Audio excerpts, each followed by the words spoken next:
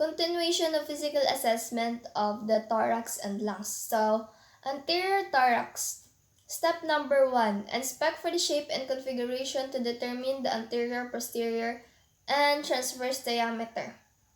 So, normal findings. The anterior posterior is less than transverse diameter. So, the ratio of anterior posterior to transverse diameter is 1:2. So, abnormal findings, the anterior posterior equals transverse diameter. Step number 2, inspect for the position of sternum from anterior and lateral viewpoint. So, normal findings, sternum is positioned at the midline and straight. So, abnormal findings, funnel chest and pigeon chest. Step number 3, inspect for the slope of the ribs from anterior and lateral viewpoint. So, normal findings, ribs slope downward with symmetric intercostal spaces. So, costal angle within 90 degrees. So, abnormal findings, horizontal position of the ribs and costal angle more than 90 degrees. Number 4, inspect for the quality and pattern of respiration, noting breathing, rhyme, rate, and deep. So, normal findings, respiration are relaxed, effortless, and quiet. They are of a regular rhyme and normal deep at the rate of 10 to 20 per minute in adult.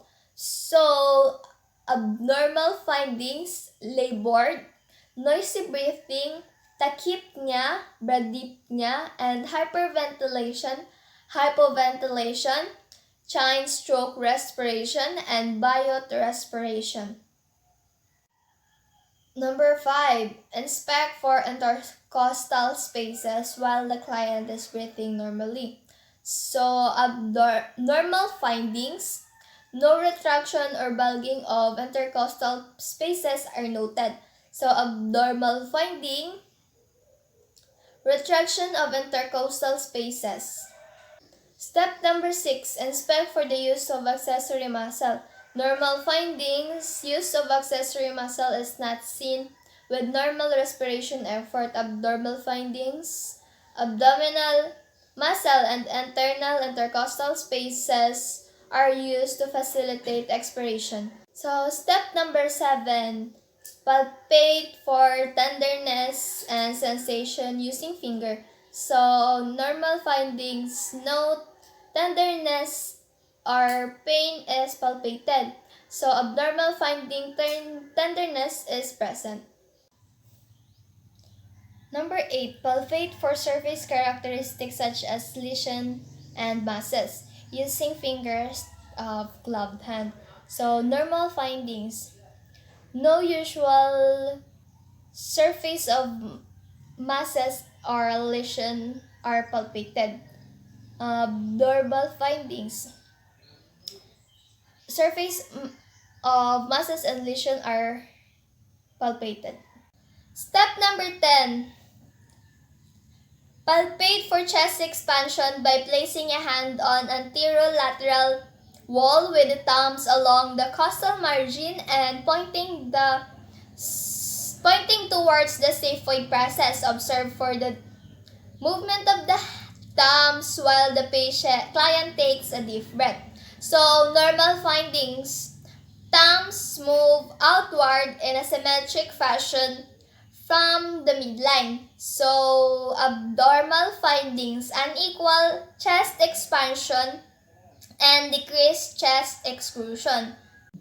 So, number 11, for the tone of the above the clavicle and intercostal spaces, across and down comparing side. So, normal findings, resonance dullness over breast tissue, the heart, and the lungs. Abnormal findings, hyperresonance. 12, auscultate for the breath, sound, adventative sound, and voice sounds. Normal findings, bronchial, bronchovesicular, and vesicular breath sound. So, the abnormal finding, adventitive sounds are evident. Analysis data. Formulate nursing diagnosis, wellness, rest, and actual. Number 2, formulate collaborative problems. Number 3, make necessary referrals. This is the continuation of physical assessment of the anterior thorax. So, step number 1, inspect for the shape. So, okay. So, sir, taas po.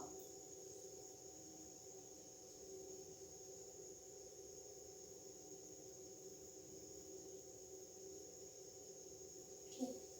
So, next will be inspect for the sternum. Step number 2. So, step number 3, inspect for the slope of the ribs. So,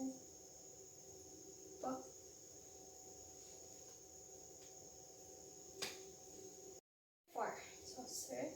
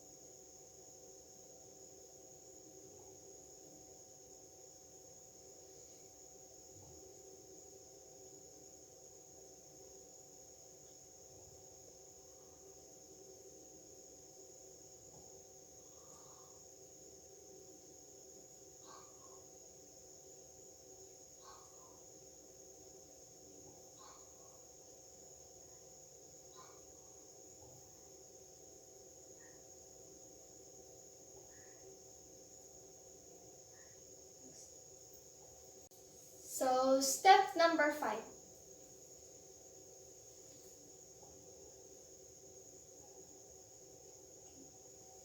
So, next will be step number 6.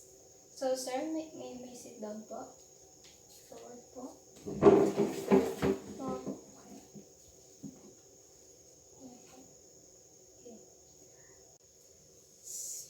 So, step number 7 and 8 po. First po muna step number 7, going to palpate for tenderness. And for step number 8 is for surface characteristic or for lesions or masses po.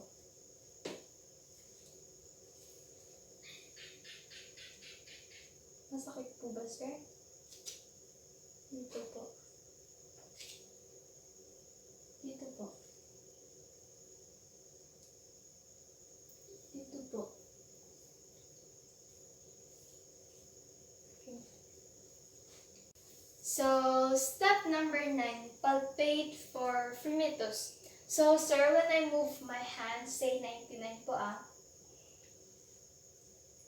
So, yan po. Ito po.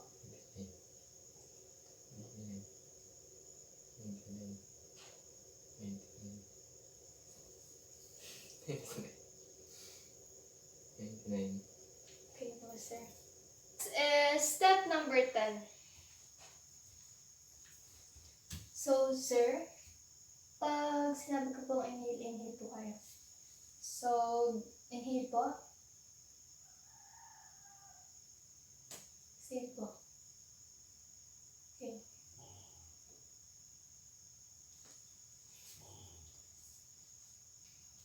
So, step number 11, percussion.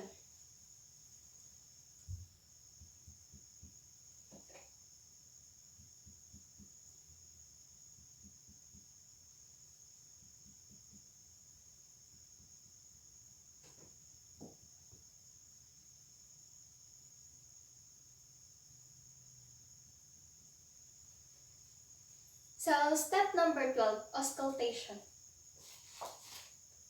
So, sir, when I move the bell or say 99 po, I'm going to perform bronchopony. So,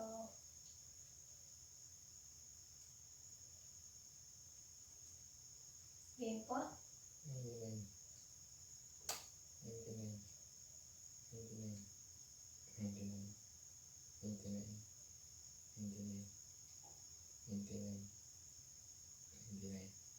So, next, sir, I'll going to perform po egopony. So, when I move this bell po, say letter E. So, game po. E, E, E, E, E, E, E, E. So, next, sir, we're going to perform whisper pectoralogy. So, mag-whisper po kayo ng 1, 2, 3, 4. Ay, 1, 2, 3. Ganun po. So, game po. 1, 2, 3. 1, 2, 3. 1, 2, 3. 1, 2, 3. 1, 2, 3. 1, 2, 3. 1, 2, 3. 1, 2, 3. So, sir, doon po nagtatapos ang ating physical assessment anterior thorax. So, thank you po, sir, for cooperation.